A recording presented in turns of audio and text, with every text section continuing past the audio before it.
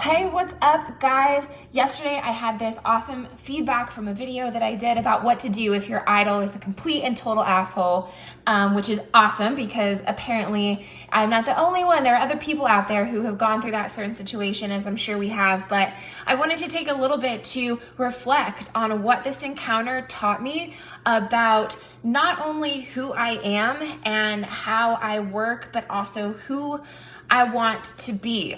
It was also another insanely amazing lesson in resilience because so many people get lost and they lose who they are when they encounter bad situations or people that rub them the wrong way, because it just sort of puts them into a tizzy like, oh my gosh, this whole view of myself is completely incorrect, and they just lose sight of who they are. But when you can see those bad events as a stepping stone to building self-actualization and self-awareness, you can figure out who you truly are. So when those encounters happen again down the road and you come into a bad situation or just a really shitty thing that's going on, you have that resilience built up because you know exactly who you are based on past events.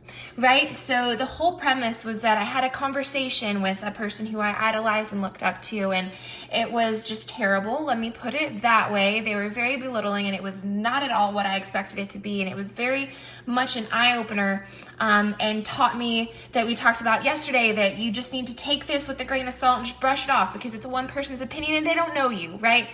And another thing that it made me realize was it taught me so much about what triggers my motivation, how do I get motivated, and also B, it taught me a lot about not only myself right now, but who I want to be, or even better, who I don't want to be. So how many of you have ever run into somebody and you had this encounter with them and you were talking to them and maybe you built a friendship or maybe you got to know them pretty well, and you kind of thought to yourself like, you know what? I love this person, but they are a really great example of a person that I do not want to be like, right? You have those people who you aspire to live up to and to sort of idolize them and adopt some of their traits. And then there are also some people which this is just as good as you find them and they sort of solidify to you who you don't want to be. Right? So this encounter taught me that I do not want to be somebody who, when I reach their level of success, looks at everyone who is below me like gum on the bottom of my shoe. And, you know, I understand the importance of protecting your time and saying no to things that don't fulfill you. But then again, I am a very firm believer of turning around and helping those who are coming after you. And when I get to, and I have to admit, I'm not to that place of affluence that she was, but when I get there, I feel like that experience taught me to be able to be someone who turns around and helps and is not belittling, and somebody who is supportive and kind and gives my advice freely. Because I don't want anyone to ever feel like I felt at that point.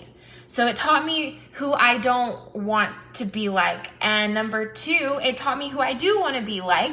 And that is a person who maybe because of struggle built some humility and was able to not just brush somebody off who wasn't up to my standards, but is able to take them under my wing and just give them a few bits of constructive advice and help them where I could.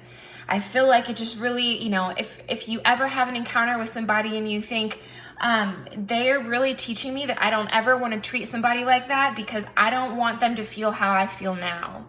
That's a huge, huge lesson that you can learn from bad encounters. And the other thing is it teaches you what motivates you. That entire conversation, I was sitting there, you know what? I am not motivated by flashy things and lots of money. I am motivated by people who doubt me. People who doubt me and they challenge my abilities and they act like they are the God's gift to man with a crown on their head and no one can ever touch them. And that's the kind of stuff that motivates the crap out of me.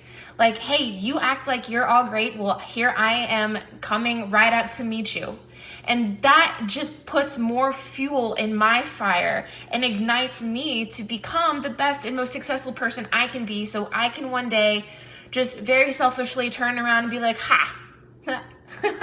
So if you ever have bad encounters, just look for the parts in there that are able to teach you about yourself, about who you want to be and don't want to be, and what motivates you. What is your motivating factor? What lights that fire for you? And for me, like I said, it's people that doubt me.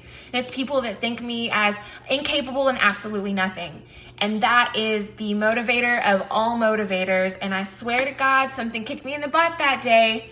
And hopefully, you don't run into a bad encounter, but hopefully you find that event that lights that fire for you.